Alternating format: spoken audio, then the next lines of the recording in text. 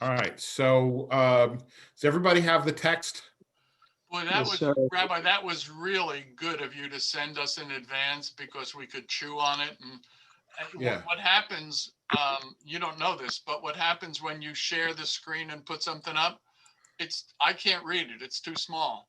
Right. Well, I But mean, when you do it this way, it comes out in full size and we can read it and we can think about right. it. I mean, well, that's what I had always done, even pre-pandemic. It's just, if it happens that somebody is participating in the class who didn't get or who didn't see or who forgot to click on the link, then I have to do the screen share Sure. because Sure. And No, it was that's great. very good. Thank I you. was able to take a nap after page 2. great. So before we plow in, so Mike, you and we discussed this a little bit before, and we've discussed this over the years, but I think it's fascinating. So if you could take 2 minutes to share your relevant professional experience that helps you understand this parsha, because I think it's kind It's of an funny. only in Washington kind of thing. So every year when we do the Seder, I introduce Joseph as the first international agricultural economist, which is what I used to do. And so I gave him full credit for starting it. And I mean, I've had some folks at the table who, sort of did it for a living too, and they wouldn't believe me, but then they went home and they did their homework and they couldn't prove it wrong. Because I mean, the stunning thing is that, I mean, Joseph based it on his dreams. He believed that he was getting the word. And so he spoke with full confidence. You got to do this, you got to do that. Rabbi, I'd also argue with you a little. I don't believe he was an influencer. I don't believe he was in power. I believe that he knew what he had to go along to get along. Uh-huh. And so he probably took pleasure in giving these reports to Pharaoh because they happened to be remarkably astute, and he was going to get the credit for them. But that's another story. So anyway, it felt really weird when I went to Egypt to do a study with the Office of Management and Budget on whether the United States should give wheat food aid to Egypt, just because of the history of this thing. But that's another story, but we'll go into it some other time. Okay, great. All right, so we are looking at the second triennial, which begins with 4153. There isn't any Rashi actually until 4155. Okay. Okay. So when the entire land of Egypt hungered, the people cried out to Pharaoh for bread. But Pharaoh said to all the Egyptians, "Go to Joseph. What he tells you, do." Okay. When the entire land of Egypt hungered, for their grain, which they had stored, had decayed except that of Joseph. Okay, and I have to say that, at least for me, when I looked at this, it was kind of an aha moment, right? Because, I mean, yes, Joseph was the one to whom it was divulged that there would be 7 years of plenty followed by 7 years of famine, right? So he devised this grand scheme to store grain to save up for the famine, right? But the question then is, since the people knew that the famine was coming, right, why didn't they save up grain on their own, right? Why did they have to go to Joseph? And I suppose, looking at, so Rashi's answer is their grain, which they had stored, had decayed except that of Joseph. Okay, but I mean, one of the things that I gather from this is the difference between Rashi's context and our context. I mean, we're urban folks, right? We're so disconnected from the source of our food, right? I mean, even like seasonality, right? I mean, yeah, there are certain things. I mean, you really can't get a watermelon in the middle of the winter.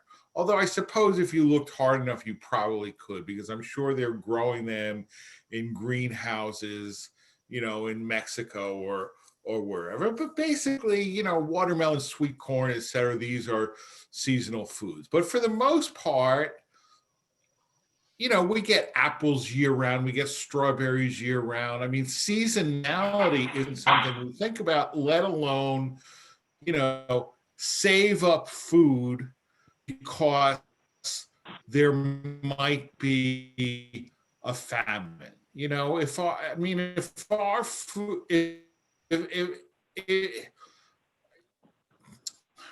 you know what I'm saying? I mean, it's like I worried that, we might actually hunger, not for, I mean, people certainly worry about hunger in this country, right? But their fear of hunger is because they don't have money to buy food, which is not the same thing as fear of hunger because food is actually not available, right? And even, so there might be disruptions of supply chains or something, so that there's a particular product that's unavailable or hard to get or crazy expensive. I mean, I remember when avocados became crazy expensive. So did we go hungry? No, we stopped making guacamole, but Rashi, I mean, Rashi was a vintner. Okay, now I don't know if he grew grapes or he bought them from other people and made wine from it, but it occurs to me that you really could not live 1,000 years ago and be as disconnected from agriculture, from the source of where your food comes from, as we are, right? So Rashi's audience would have asked themselves that question, right? Well, why didn't the people knew that famine was coming? Why didn't they just save up, right? Why did they depend on Joseph? And the answer is, yeah, they did save up. What they had saved up had rotted, but what Joseph had saved up was still good. All right. Any questions or comments? Yeah, but this is Rabbi, this is the first moment where we're. Wait, Mike, Gail first. I'm sorry. Yeah, well, number one, when Joseph wasn't in charge, wasn't he already collecting for them? It might have been that he just over collected from the people and they didn't have it before it could have rotted. I mean, playing devil's advocate. I mean, didn't he? I mean, that's correct. He stored it up. The first 7 years, he stored up the excess grains that nobody had a use for. Mm-hmm. And then the next 7 years, they needed grain and they didn't grow it and they had to come to him. Yeah, so there wasn't a matter necessarily of excess. He may have taken in, here you have enough to live on right now, but we're taking all of the quote excess and they just didn't have it. Right. So he bought low and he sold high. Right. But Rabbi, my question to you is that this is the very first thing we're looking at, and it raises the basic issue, because I assumed that we look at Rashi to shed light on confusion, and instead, with all due respect, he sheds confusion rather than light, because where does he come off saying that their grain had decayed? They may have just eaten it and they didn't store any. And where did he come off to say, when he said, listen to Joseph, and all of a sudden we see Joseph ordered them to circumcise themselves. And I mean, the whole thing when I read through this is the question just kept popping up, like, and where did he get that from? Right. All right. No, so that's a legitimate question. I mean, my answer would be that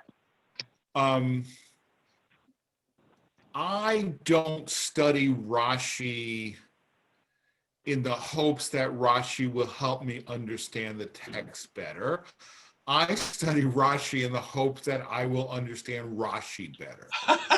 Okay, because no, and I say that, you know, I mean, it may sound jocular, but it's No, not. it's- In other words, all right, let me tell you a different story, okay? I mean, because it's relevant in a way, okay? So Gershom Scholem was the great scholar of Kabbalah at the Hebrew University from, you know, the 50s through the 70s or 80s or so on.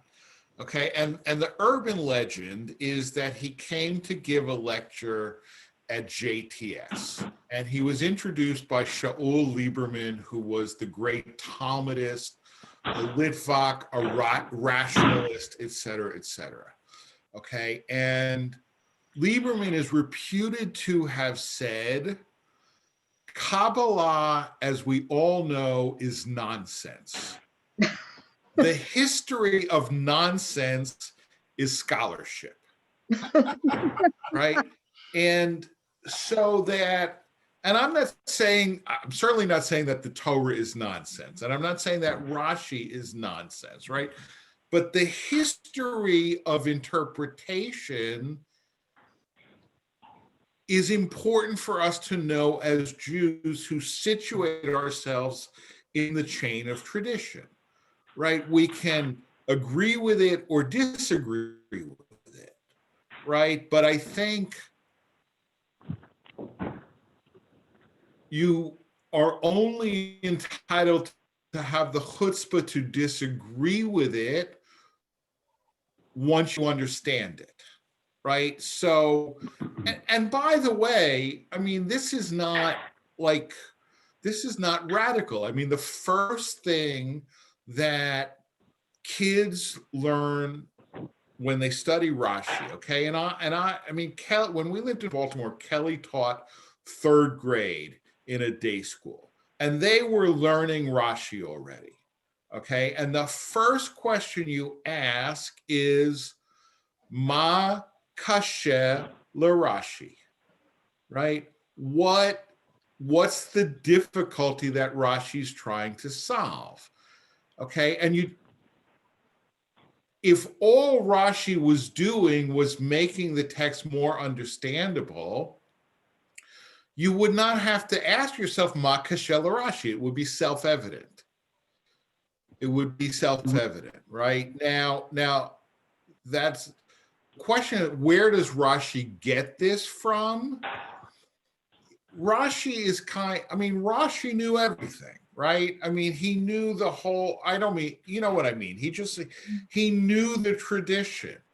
So he's digesting it, okay? He's not, for the most part, I think, cooking stuff up out of whole cloth. He is bringing down something that's traditional that was said in previous generations. All right. So I'm gonna sort of skip a little bit because it's not, frankly, it's not what's interesting to me. You know, but it's again, I mean, so since Joseph had ordered them to circumcise themselves, when they came to Pharaoh and said, this is what he said to us, he said to them, why didn't you gather grain? Didn't he announce to you that years of famine were coming? They replied, we gathered much, but it rotted. Pharaoh replied, if so, do whatever he tells you. He issued a decree upon the grain and it rotted. What if he issues a decree upon us and we die. Okay, and so in answer to your question, where does Rashi get this from? The translator tells us, okay, there are two other places where this is said, okay? It's said in Midrash Tanchuma and in Bereshit Rabbah, which are two much older collections of midrashic commentaries. Okay, so I mean, Rashi's not telling you this is where he got it, but the translator is telling you. The point is, and I don't want to delve into it, but the point I think is that Rashi is telling us two things: that Joseph had power given to him by God, and that the Egyptians knew that Joseph had power given to him by God, right? And that therefore he was a person, he was a person to be taken seriously. Okay. Any comments or questions on that particular one? And I'm aware my computer is telling me my internet connection is a little wonky tonight. I don't know why. There's nothing I can do with it, but I am aware. And if I seem to be freezing up to you or fading, it's just, my internet is usually pretty good, but it's not so great tonight. All right. So the next question, the next verse, rather. Now the famine spread all over the face of the land, and Joseph opened all the storehouses in which there was grain, and he sold it to the Egyptians, and the famine intensified in the land of Egypt. Okay. Now the famine spread over all the face of the land. Okay. So here you have to look at the Hebrew. The Hara'av haya al kol penei haaretz. Okay. Now panim, right now, most of you know that, right? I mean, you might know it in the Yiddish pronunciation rather than the Hebrew punim, right? But panim, punim means face, right? So if you read that quite literally, yes, the famine spread all over the face of the land, right? But if you were translating it not literally word for word, but phrase by phrase, you would actually say, and the famine spread all over the world, right? Penei haaretz doesn't literally mean the face of the earth or the face of the land. It means all over. But that's that. I mean, it's an example of, what a friend of mine, Dr. Joel Hoffman, who's written a couple of books about biblical translation, says that it is an example of over literal translation, right? And actually, think about it. Professor Michael Cook in rabbinical school said the same thing, right? Where it said Moshe barach mipnei paro, right? Which literally means Moses fled from the face of Pharaoh, right? And most translations would say that Moses fled from the face of Pharaoh. What? His face was so terrible? No, Moses fled from Pharaoh, right? But here Rashi is translating it quite literally, right? I'll call Penei Haaretz. The famine spread all over the face of the land.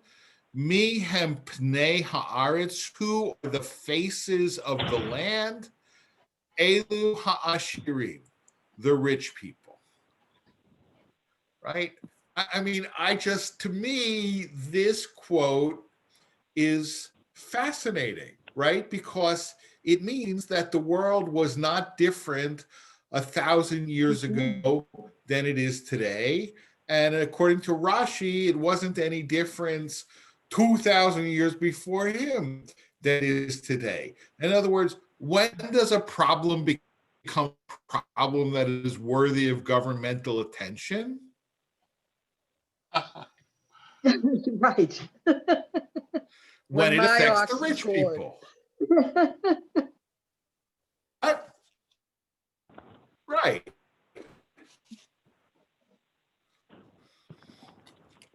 Right? I mean, I think the agenda into it, right? That's what Rashi is saying. You know, when the rich people started to feel the famine,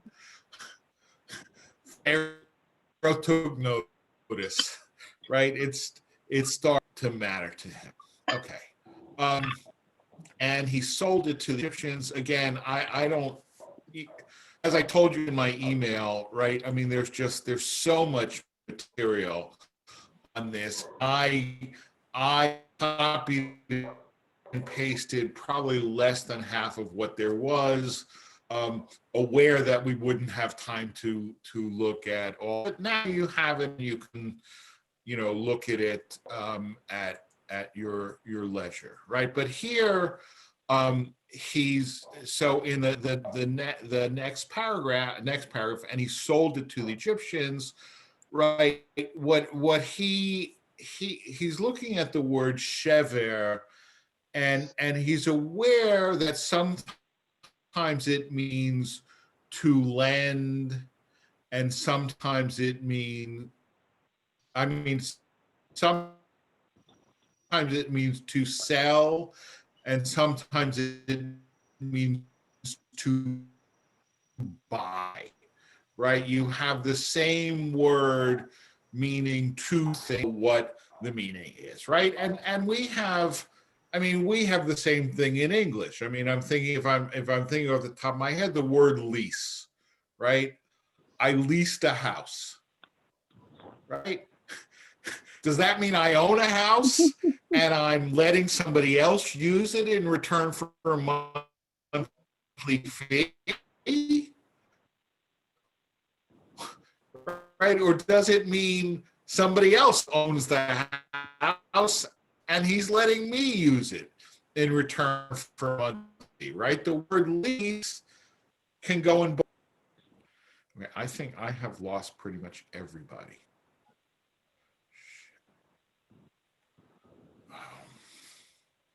Would All you right, lose? guys, I am going to restart my computer. I lost pretty much everybody. And I'm going to move to another computer. Okay.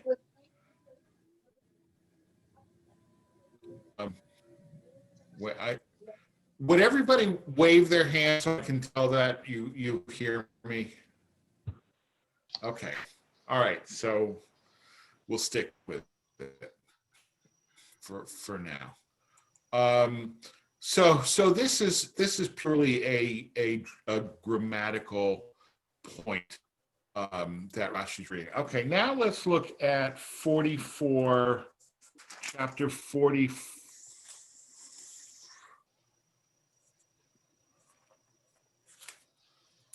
All right, I typed 44:1, but it's actually 42:1.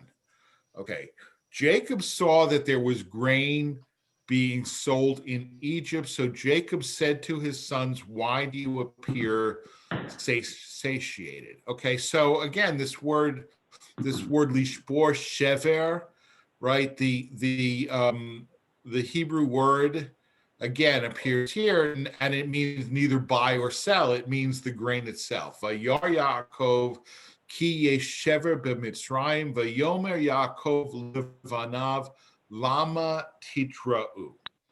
Okay. Now, why do you appear satiated? Right now, the Hebrew is lama titra'u. Okay. How, for those of you who know enough Hebrew, how would you translate that?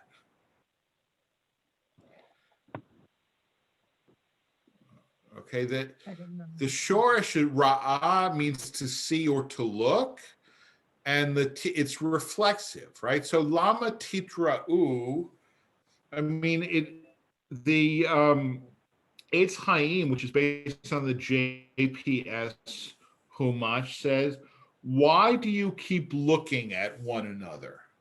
Okay, right? In other words, like, why are you standing there like idiots looking at one another, right? Go down to Egypt and buy grain, right? So I have to say that until I started preparing this class, that's the way I understood the word, right? Why are you standing around looking at each other, right? But Rashi understands it very differently, right? Why do you appear satiated? Now, I mean, here he's clearly he's not reading the word fully literally. Okay, again, Latidrau means why, can be legitimately translated as why do you make yourself appear in a certain way. It's a reflexive, it's a reflexive verb, right? So why do you appear satiated? Okay, Jacob saw that there was grain being sold in Egypt. From where did he see? Is it not true that he did not see it? Only that he heard of it, as it is said, "Behold, I have heard," that's in the next verse. What then is the meaning of saw, right? You understand Rashi's problem here, right? He saw that, how did he see? What? Stan? They don't have Zoom. Right? He had Zoom. Right. He had Zoom. Right? Now having said that,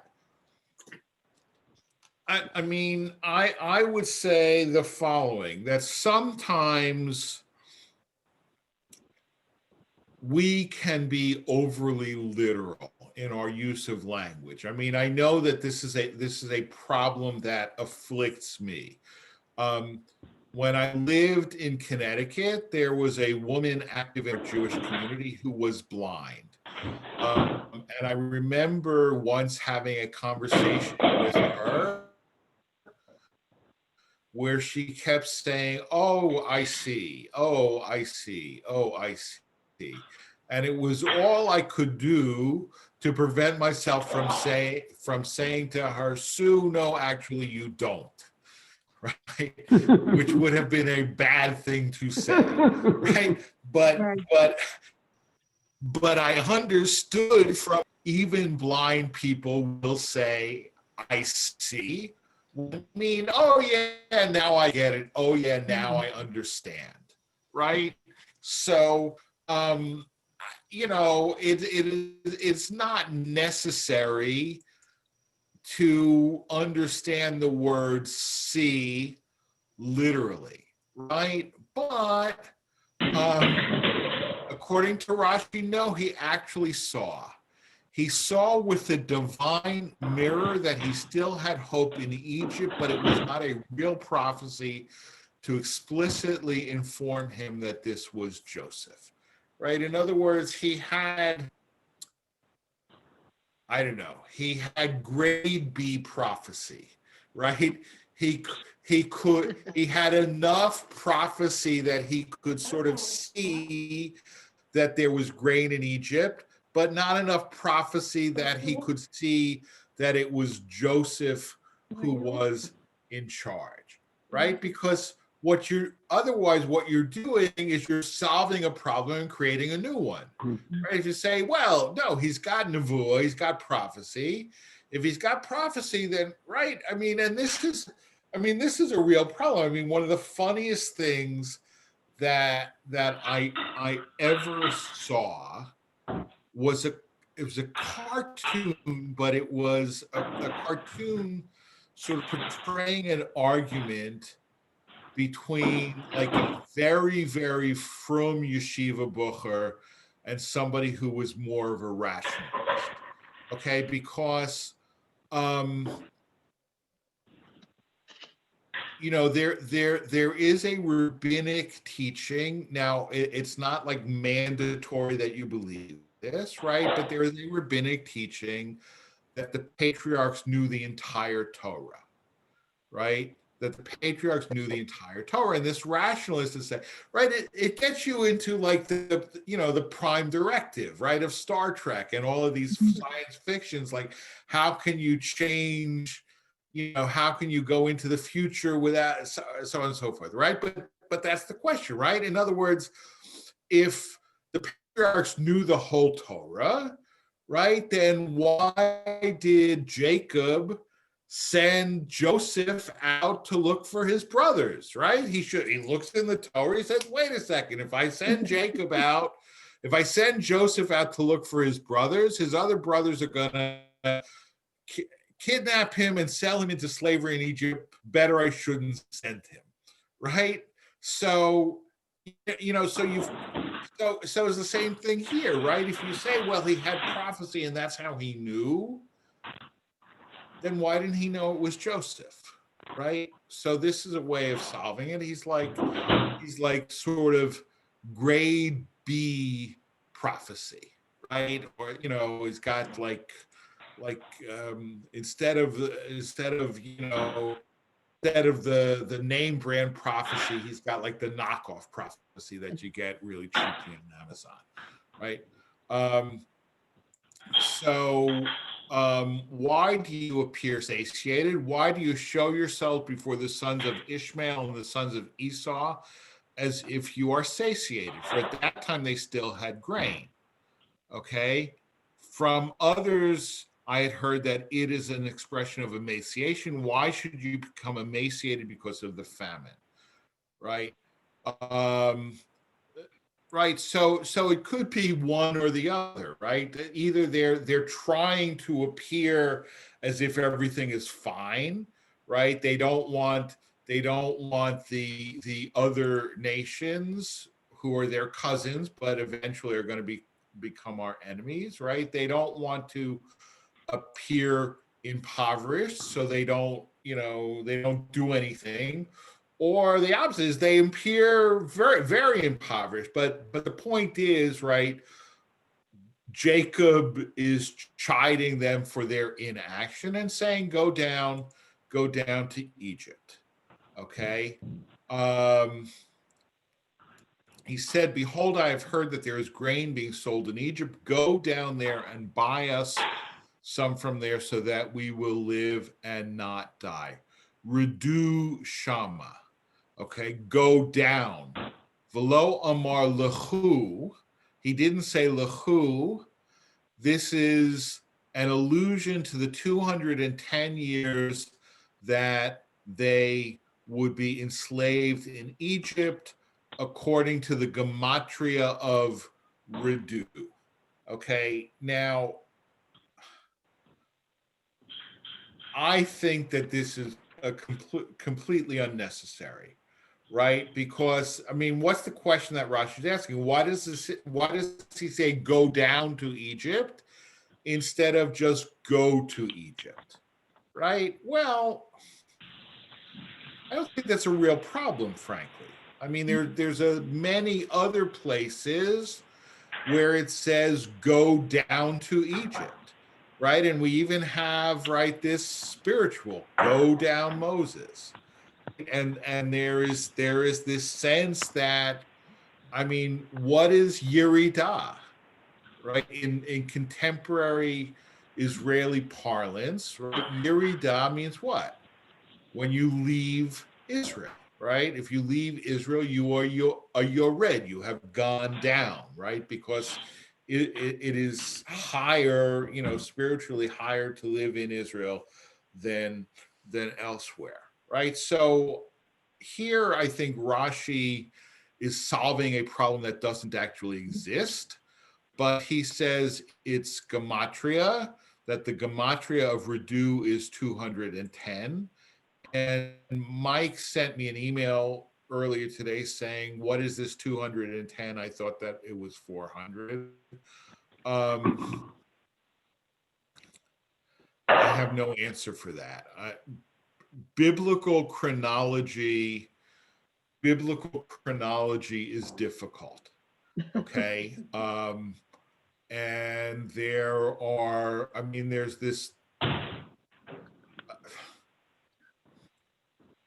right? So we are in the year 5781, right? 5781 from what? The creation of the world, right? How do we know the creation of the world? There's a rabbinic word called Seder Olam Rabbah, which attempts to figure out all of these things, right? I mean, Adam lived to be X number of years old.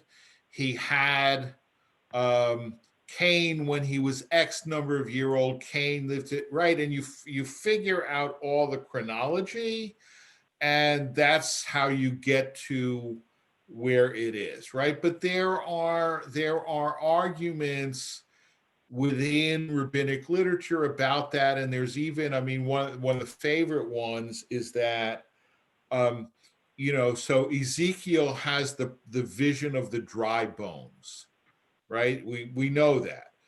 Who are the dry bones? They were a group of Hebrews who miscalculated when the slavery was supposed to end and left Egypt prematurely and died in the desert. Okay, so that there's a recognition that the whole issue of chronology is difficult, right? And all I can say is that there has to be a tradition that the slavery was only 210 years. That's the best answer I can give you.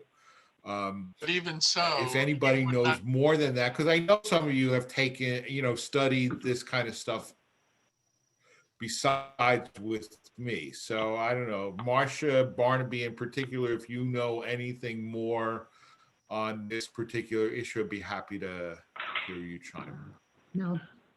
Well, I studied Seder Olam with a friend, and it makes very tortured, stretches to try to fit, the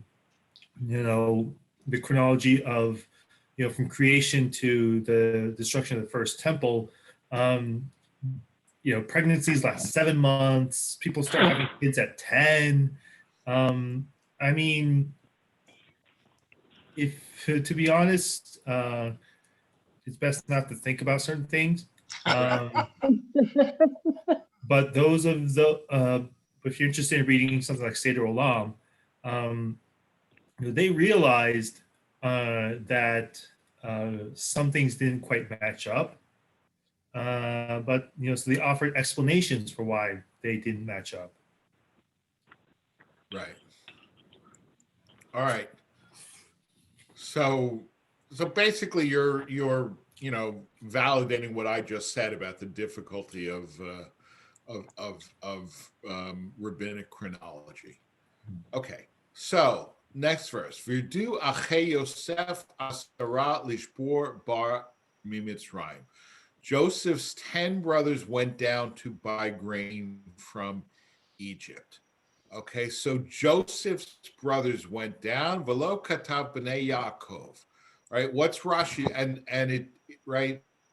Joseph's brothers. Scripture did not write the sons of Jacob. Okay, ma kashel Rashi. Right? What's Rashi's problem here?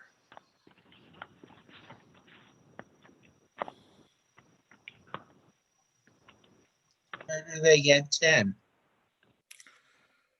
Where do they get 10? Well, we know that. We do? We know that. Why?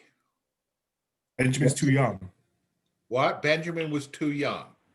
But the father is telling them to go down, and the next sentence is that Joseph's brothers went down. Instead of saying so, they listened to their father and they went down. Right. I mean,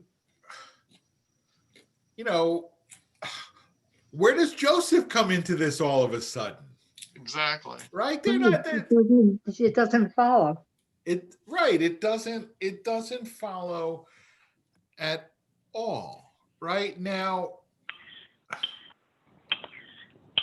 did Joseph have 11 sons or 12 sons? Well, What? Jacob. I mean, Jacob, rather. Jacob had 12 sons. Jacob had 12 sons. Okay, so the 10 going down makes sense because Benjamin Yeah, didn't go. Because they say later, one was too young and one was gone. Right. Okay. But the point is that saying Joseph's brothers went down is kind of a non sequitur. Yeah. Right? We haven't been talking about Joseph at all in this particular pericope. It doesn't make sense, right?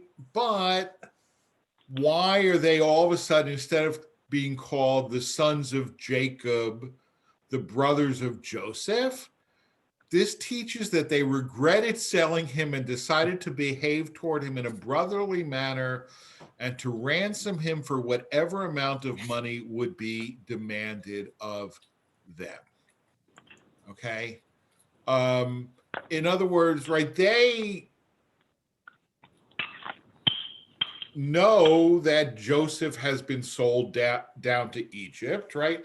And they are assuming that he's still alive, right? Now, they don't obviously assume that he is, the Minister of Agriculture, the Treasury Secretary, whatever you want to call it, right? But they assume that he's in Egypt, and while they're there, they're going to find him and ransom him and bring him home.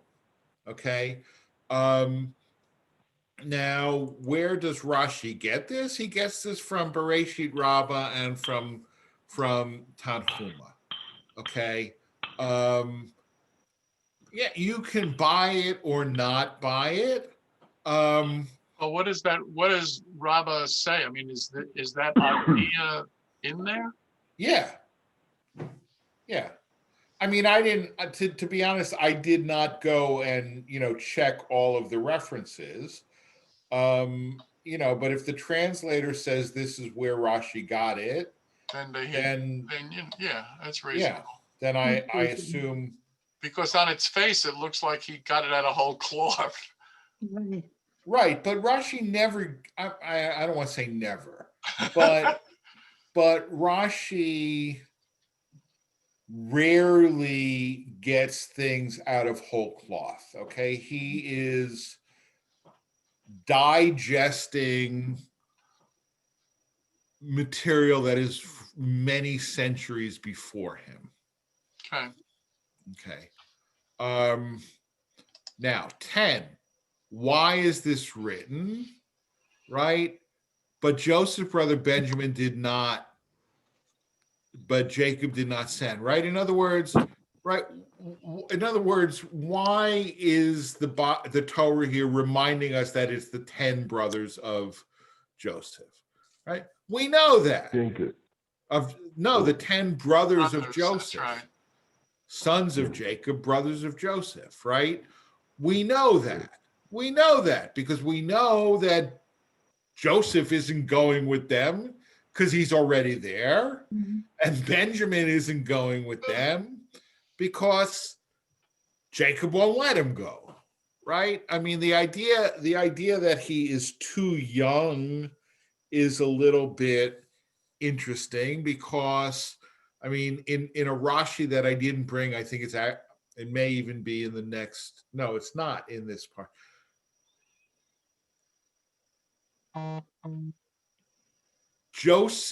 Before Joseph introduces himself to his brothers at where Benjamin does come down, right?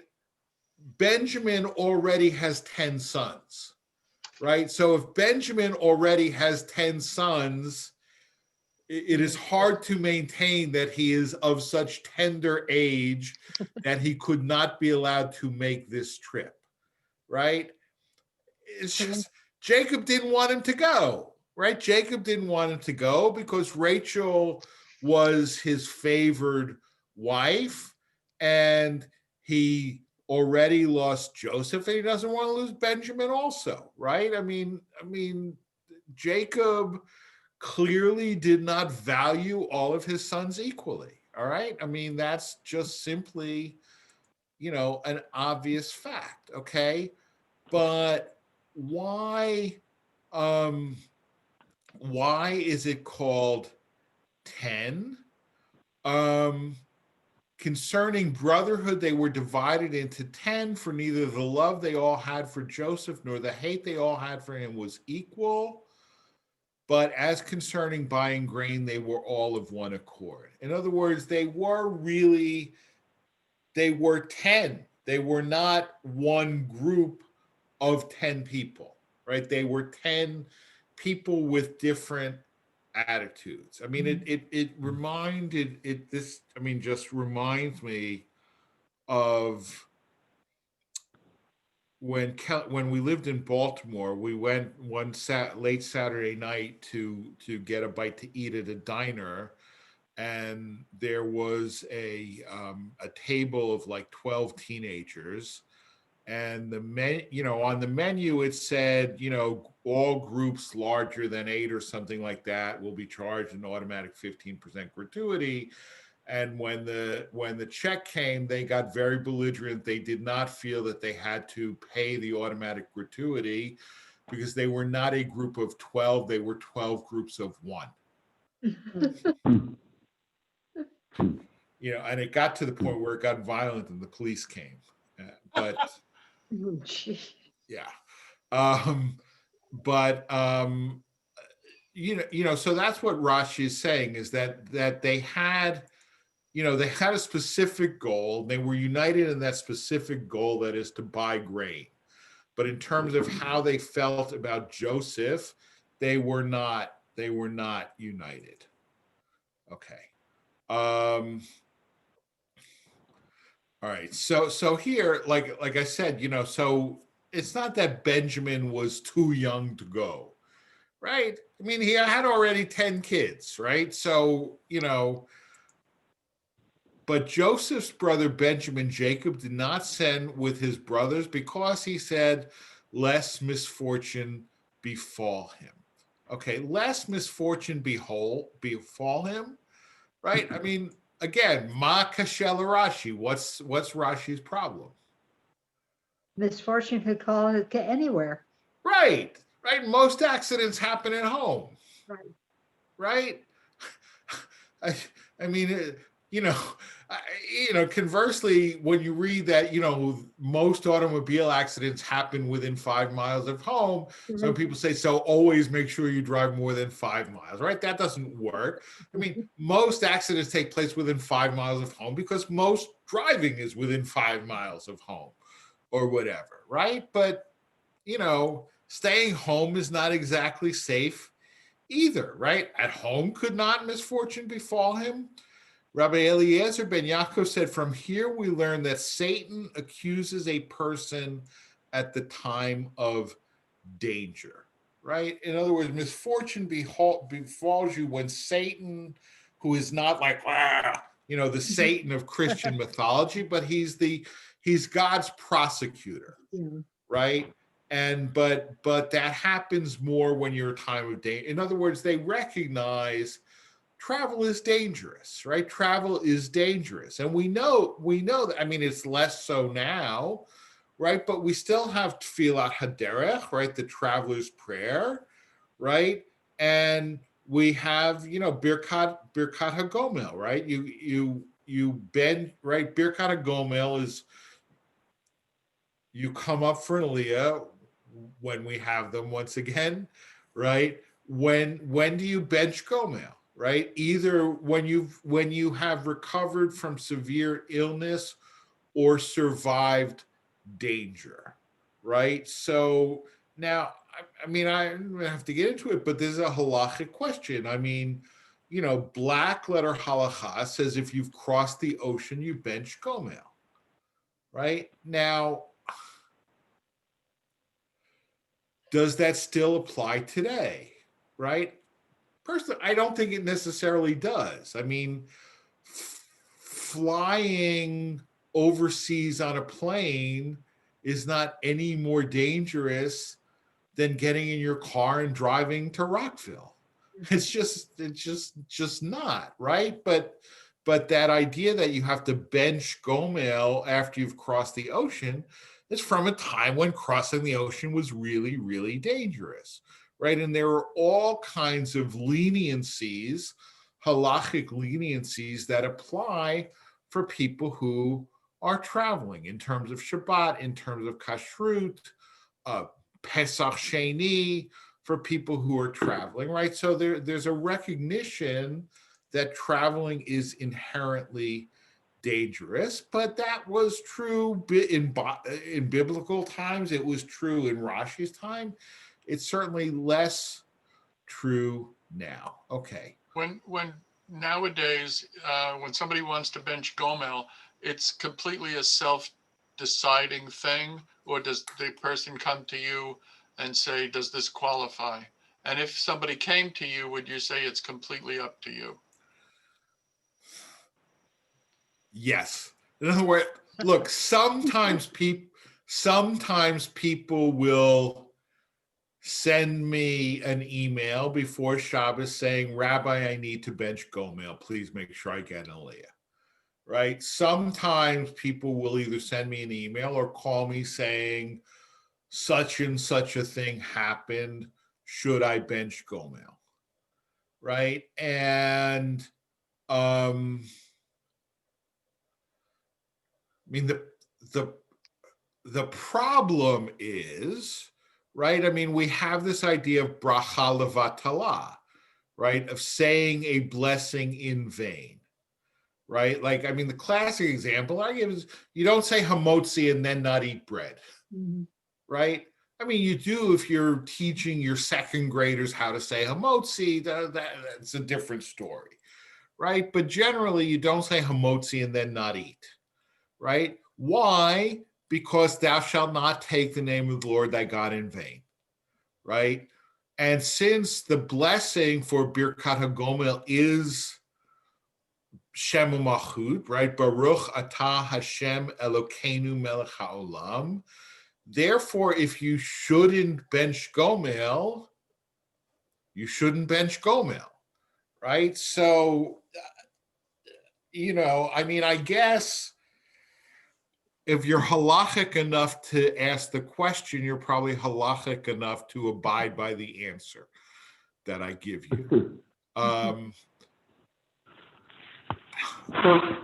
So that for me, I would say, like, merely traveling overseas is not,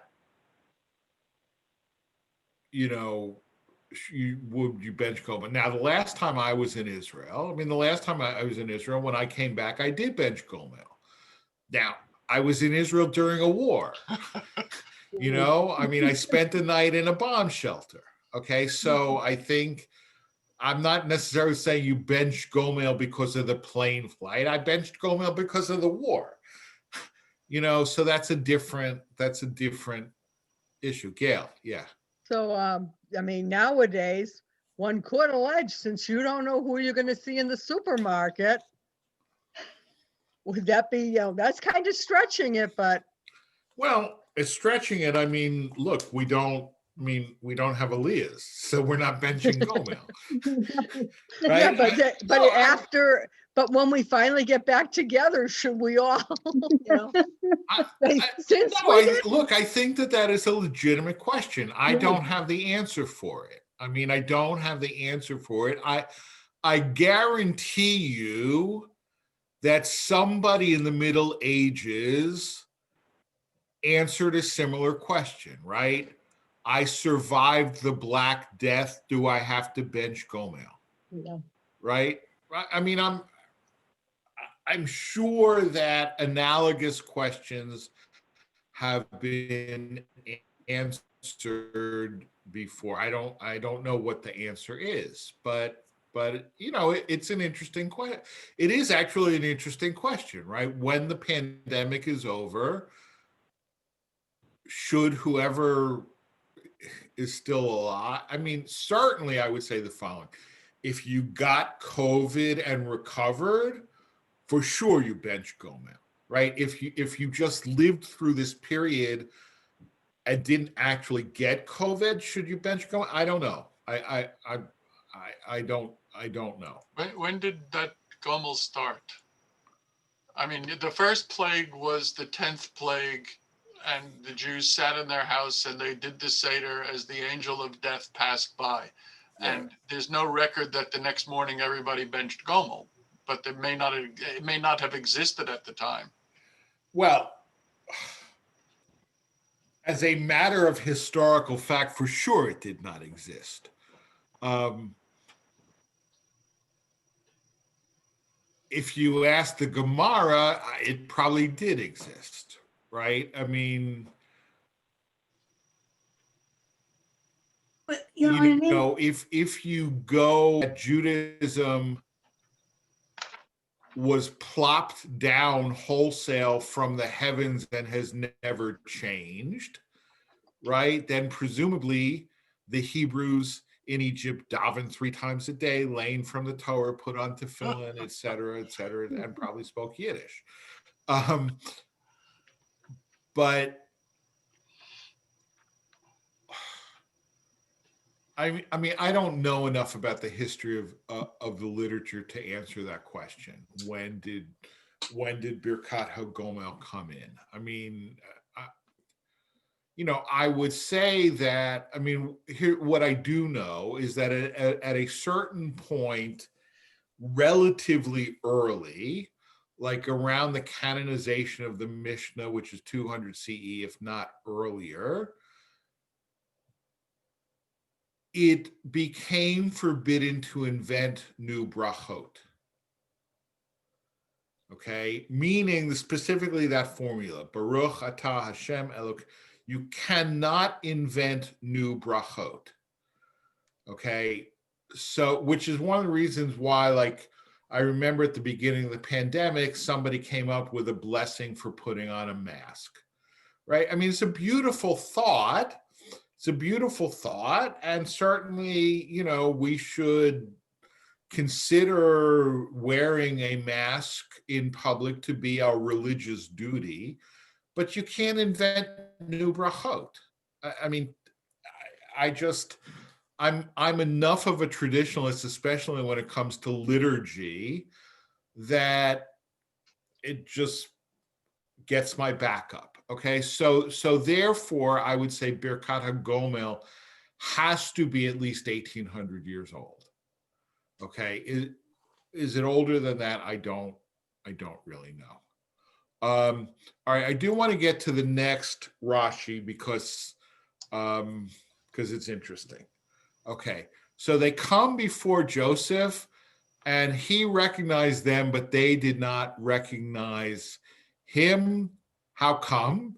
Because he had left them when they were already full bearded, but he was not full bearded, and now they found him full bearded. The Aggadic Midrash says, and Joseph recognized his brothers when they were delivered into his hands. He recognized that they were his brothers and had compassion on them, but they did not recognize him when he fell into their hands to behave toward them brotherhood. Like, in other words, all right, a million questions, right? Not so much how did he recognize them, right? I mean, here's these 10 Hebrews coming, I mean, how often do 10 Hebrews who are all brothers or at least half brothers show up in Joseph's office, right? I mean, you don't have to be Sherlock Holmes to figure out that these are his brothers, right? But why didn't they recognize him? That's really the question, right? Yeah. Well, and there's a lot on this. I mean, too bad that we can't really get into it, but there's a lot. Now, he didn't want them. He didn't want them to recognize him, right? I mean, we'll see. I mean, we're not going to get there, but the Rashi, he used the translator, right? Now, did he need the translator? No, he didn't need the translator. Why did he use the translator? It was part of the ruse, right? They assumed that he didn't speak Hebrew, right? And I must say, I mean, I'm surely not the only one who is multilingual who has pretended not to understand a certain language, right? Because it gives you a certain advantage sometimes, right? People speak freely assuming you don't understand, and you do understand, right? I mean, and I remember, and especially with Hebrew, okay? Although, people don't necessarily assume that I speak Spanish either, right? But when it says Joseph recognized them, so this comment means that he recognized that they were his brothers, not just in a literal sense, right? I mean, obviously he knows who they are, but he sees that they really are his brothers, that he comes to understand that they regret what they've done, and he feels brotherly towards them.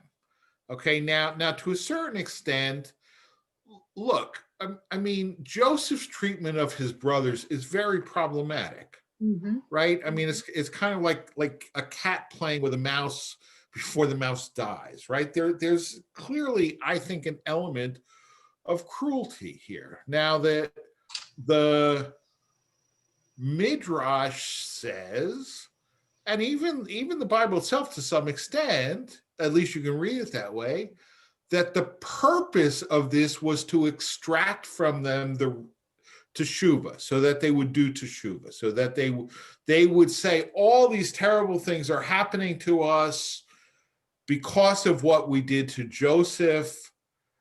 We should do teshuvah, right? And that kind of makes it okay. Now the problem with that is that if Joseph recognizes that they've done teshuvah as soon as they appear before him, why does he go through this whole rigmarole, right, to convince them that they should do? It's a problem. It's a problem to which I do not have a solution, other than I think that there is a general tendency in rabbinic literature to say, this person is a good guy, this person is a hero, we are going to justify everything that they do, right?